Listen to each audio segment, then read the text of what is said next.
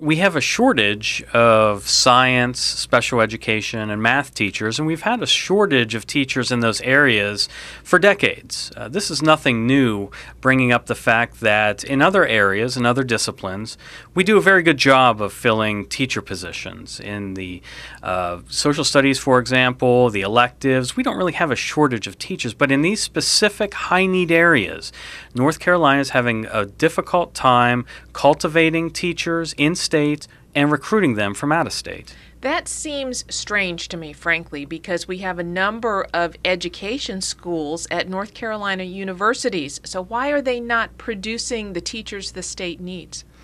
Well, we have 48 programs in the state that prepare teachers for in undergraduate programs to go into the profession. So as you said, there's no shortage of teacher schools out there to train teachers. Unfortunately, these schools of education are not doing a very good job of attracting those with proficiency in math or science into the teaching field. And of course, there isn't any incentive for them to go into these fields because when they graduate, the person who is going to a high school and teaching chemistry or physics is going to make significantly less than going into the private sector. So there's very little incentive for individuals to go into the teaching profession that have these sorts of skills because the private sector has such a demand for them.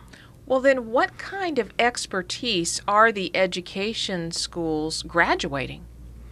Well, they're graduating a lot of individuals who have education degrees in social studies, in art, in dance, and any of the other subjects that we have here in North Carolina. English teachers is another big area. We're graduating thousands of teachers in these areas every year. But these aren't the high-need areas, and these aren't the areas where there's significant turnover.